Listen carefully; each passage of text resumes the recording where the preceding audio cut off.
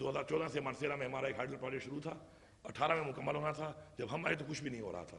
ہم نے اس کو مکمل بھی کر لیا, اور پچھلے 2 ہفتے پہلے ہم نے ایگریمنٹ بھی کر لیا, اور اس 10 میگا واٹ سے ہمیں 44 کروڑ روپے سالانہ بھی آئے گا, اور ظاہری بات ہے پاکستان کو فائدہ بھی ہوگا. تقریباً 50 میگا واٹ کے وہ بھی ہم انشاءاللہ سسٹم میں ڈالیں گے, تو اسے 4 ارب روپے آئے گا. اس پہ بھی کام تیزی سے جاری ہے. تو ہم فوکس کر رہے ہیں ان پروجیکٹس کے اوپر, انویسٹمنٹس کر رہے ہیں ان پروجیکٹس کے اوپر جو صوبے کو پاؤں پہ کھڑا کریں, اور یہ اس کا ماشاءاللہ جو رزلٹ ہے, میں پوری ٹیم کا, پوری اپنی گورنمنٹ کا, اپنے پارلیمنٹیرینز کا کہ انہوں نے سپورٹ کیا اس چیز کو, اپنی کیبنٹ ممبرز کا, اور اپنی ظاہری بات ہے جو لوگ اس پہ انوالو تھے ان سب کا شکریہ بھی ادا کرتا ہوں, اور ان کو خیر تحسین بھی پیش کرتا ہوں. دوسرا جو ایشو ہمارا ہے بڑا, وہ ظاہری بات ہے دہشت گردی, امن و امان اس صوبے کا.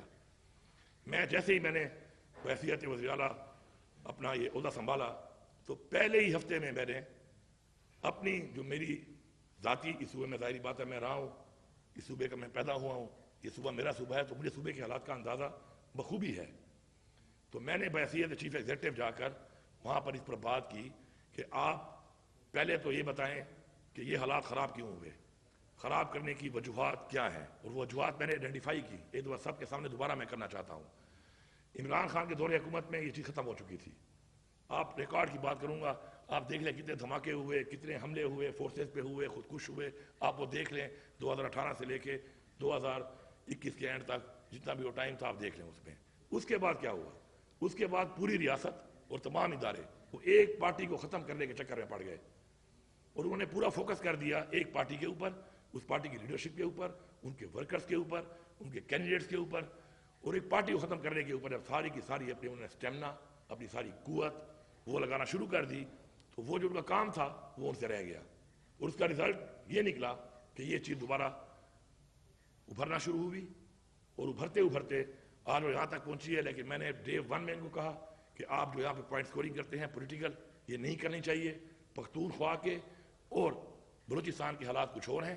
ہماری بارڈرز پر وہ علاقہ ہے جس کے اندر سپر پاور سے کئی دہائیوں سے جنگیں ہو رہی ہیں, اور صرف جنگیں نہیں ہوئیں, شکست دی گئی ہے سپر پاورز کو. تو ان کے حالات کو کمپیئر کرنا ود پنجاب اور ود سندھ ٹھیک نہیں ہے. انفارچونیٹلی یہاں پہ پولیٹیکل پوائنٹ سکورنگ شروع ہو جاتی ہے, اور گورنمنٹ کی ان چیزوں کو ہٹا کر کبھی ایک طرف لگا لیتے ہیں, کبھی دوسری طرف لگا لیتے ہیں. تو میں آج یہ برملا کہہ رہا ہوں کہ یہ ان کی نااہلی ہے, ذمہ دار لوگوں کی نااہلی ہے, فیڈرل گورنمنٹ کی نااہلی ہے, اداروں کی نااہلی ہے کہ آج یہ حالات یہاں تک پہنچے ہیں. اور اب بھی ان کو ہوش کے ناخن دینے چاہیے. اگر اب بھی اسی طرح یہ بیٹھ کے فیصلے وہیں پہ بیٹھے کریں گے اور حالات کو دیکھ کر آگے نہیں بڑھیں گے, تو حالات مزید بھی خراب ہوں گے. میں نے ان سے کہا کہ ہمیں افغانستان سے مذاکرات کرنے چاہیے. انہوں نے میرے اوپر تنقید شروع کر دی, جبکہ میں نے کوئی ایسی عجیب بات نہیں کی تھی. پوری دنیا میں مذاکرات سے ہی مسائل حل ہوتے ہیں. اس کے بعد کئی مہینے گزرتے گئے, میں بات کرتا رہا. آخر میں آ کے انہوں نے کہا کہ ٹھیک ہے, آپ مذاکرات کے لیے آگے پیشقدمی کریں, اور فیڈرل گورنمنٹ کو میں نے کہا بورڈ لے کے ان کے لوگوں کو شامل کر کے ہم کریں گے. اس کے بعد ہم نے اس پہ کام کیا, ہم نے جرگے کیے, ہم نے لوگ بلائے, ہم نے اسٹیک ہولڈرز کو بلایا, اور ہم نے پوری ایک پہلے چھوٹی کمیٹی بنائی, اور ساتھ میں ہم نے فالوڈ بائی بگر کمیٹی جو کہ تمام پھر اضلاع جو کہ ہمارے ڈسٹرکٹ کے ہیں ان سے ہم ان کے مشران کو لیتے اور ان کے لوگ بھی شامل کرتے ہوئے دیتے, اور ہم نے ان کو ٹی او آر تک بھیج دیے. ان کے کہنے کے مطابق یہ ٹی او آر بھیج دیں.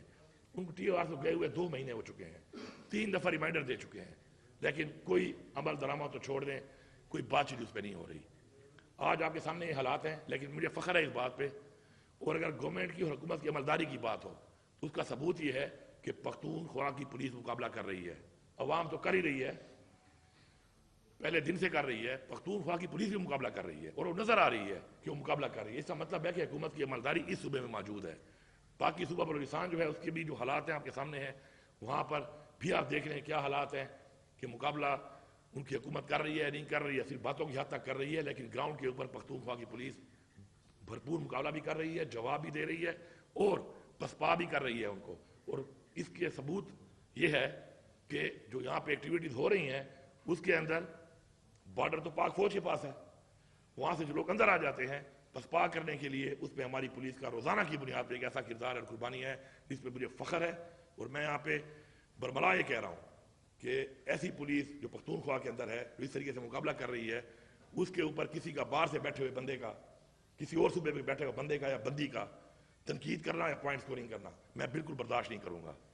این ایف سی کے حوالے سے میں نے ایجنڈے پہ بات کی، بار بار کی۔ این ایف سی ہمارا حق ہے، اس کو ریوائز کیا جائے۔ مجھ سے انہوں نے وعدہ کیا ہے، اپیکس کمیٹی کے منٹس میں شامل ہے کہ اس پہ انہوں نے وعدہ کیا کہ دوبارہ بلایا بھی جائے گا این ایف سی کو، اور اس پہ یہ ایجنڈا ڈالا بھی جائے گا۔ اس سے کیا ہوگا کہ ہمارا جو جائز حق ہے کہ ہمارا جو آبادی بڑھی اور جو ہمارا رقبہ بڑھا اس صوبے کا مرج ہونے کے بعد، جب وہ ہمیں ملے گا تو تقریباً وہ 250 ارب کے لگ بھگ ہے سال کا، تو اس سے میں اس پولیس کی تنخواہ کو بڑھاؤں گا۔ اس سے میں اپنے صوبے کے جو مزید ایسے مسائل ہیں جو سالانہ بنیادوں پہ ہیں جن سے ہم مزید کام کر سکتے ہیں، ہم ان کو اسٹرینتھن کریں گے۔ تو انشاءاللہ یہ پیسہ بھی ان کو دینا پڑے گا۔ اپریل کی میں نے ڈیڈ لائن دی ہے ان کو، مجھے پوری امید ہے کہ یہ پیسہ کسی کی جیب سے نہیں جا رہا، یہ پاکستان کے آئین کے مطابق ہمارے صوبے کا حق ہے، یا کہ ان کو دینا پڑے گا، نہیں تو میں اپنے احتجاج کا حق رکھتا ہوں۔ اور یہ احتجاج پولیٹیکل احتجاج نہیں ہوگا، یہ احتجاج حکومت کا احتجاج ہوگا، یہ احتجاج ہمارے سرکاری ملازمین کا احتجاج ہوگا، اور یہ ہماری عوام کا اپنے حق کے لیے احتجاج ہوگا، اور ہم اس کا حق رکھتے ہیں اور ہم کریں گے۔ اس سے بہتر ہے کہ پہلے ہی آپ اس کے اوپر اپنا جو وعدہ ہے اس کے مطابق این ایف سی کو بلا لیں۔ ہمارے جو بقایا جات ہیں نیٹ ہائیڈل کے، اس پہ بات چیت جاری ہے، 2000 ارب سے زیادہ بڑھ چکے ہیں وہ۔ اگر پیسے ان کے پاس نہیں ہیں ہمارے ساتھ بیٹھ جائیں، ہمیں کچھ پیسے وہ دے دیں جو یہ دے سکتے ہیں۔ اس کے علاوہ اگر نہیں ہے ان کو دینے پڑیں گے، کیونکہ میں یہ پیسے معاف نہیں کر سکتا۔ میں پریسٹا کی طرح 1680 ارب کو 80 ارب میں معافی نہیں دے سکتا، کیونکہ یہ پیسہ میرا ہے نہیں، یہ پیسہ میری عوام کا ہے، تو یہ پیسہ پورا ان کو دینا پڑے گا۔ اور جو ہمارے بقایا جات ہیں اے آئی پی کے حوالے سے، شرم کا مقام ہے کہ ایسے حالات کے باوجود دہشت گردی بھی پھیل رہی ہے، اور وہاں کی عوام سے جو وعدے کیے گئے تھے اے آئی پی کے فیڈرل گورنمنٹ کے، اس میں اب تک 700 ارب دینے تھے۔ اس 700 ارب میں سے 232 ارب اب تک ایلوکیٹ ہوئے ان 7 سالوں میں، اور اس میں ملے صرف 132 ارب۔ اور جب سے ہماری یہ حکومت آئی ہے 9 مہینے سے ایک ایسی کمیٹی بنا دی گئی ہے کہ وہ جو پیسے ہر مہینے آتے تھے وہ بھی انہوں نے بند کر دی ہے۔ تو ان کی سیریسنس کا اندازہ یہاں سے ہوتا ہے، اور میں نے ان کو بتایا ہوا ہے کہ یہ پیسہ جلدی ریلیز کریں، کیونکہ اس دوران میں ہم نے کام بند نہیں کیا، اپنے پیسوں میں سے ہم وہاں پر بھی پیسہ یہ دے رہے ہیں، لیکن پیسہ انہوں نے دینا ہے۔ یہ کوئی بھیک نہیں ہے، یہ کوئی خیرات نہیں ہے، یہ وہ حق ہے، آئین کے مطابق حق ہے جو ہمیں ملنا چاہیے، اور ہمارے ساتھ کمیٹڈ ہے یہ۔ تو کمٹمنٹس کو پورا کریں۔ جب ریاستیں اپنی کمٹمنٹس پوری نہیں کرتی تو عوام میں اعتماد ختم ہوتا ہے۔ میں پہلے بھی کہہ چکا ہوں، میں پھر کہہ رہا ہوں کہ عوام کا اعتماد نہیں ہے اس وقت، نہ اپنے اداروں پہ نہ حکومت کے اوپر، اور یہی وجہ ہے کہ اعتماد نہ ہونے کی وجہ سے چیزیں بدتر ہوتی جا رہی ہیں۔ اپنا اعتماد بحال کریں۔ آپ دیکھیں آئی ایم ایف کا ہم نے ٹارگیٹ اچیو کیا، آئی ایم ایف نے کہا، اس سے کیا ہوا؟ ایک صوبے کی کریڈیبلٹی بنی کہ کریڈیبل صوبہ ہے، یہ صوبہ اپنی جو کمٹمنٹ کرتا ہے اس کو پورا کرتا ہے۔ اسی طرح ہم نے جو ایک قرضہ اتارا ہے یہ بھی ہماری کریڈیبلٹی ہے کہ ہم اپنی کریڈیبلٹی بنا رہے ہیں کہ ہم ایسا صوبہ ہیں کہ اگر ہم کوئی قرضہ لیں گے تو ہم اس کو اتاریں گے، اور جو کمٹمنٹ کریں گے پوری کریں گے۔ جب سے ہم آئے ہیں ہر مہینے جو 10 ارب روپیہ قرضے کی جو قسط دینی پڑتی ہے، ہم نے 1 روپیہ بھی شارٹ نہیں کیا، ہر مہینے مکمل اب دیتے ہیں۔ وجہ کریڈیبلٹی بیٹر۔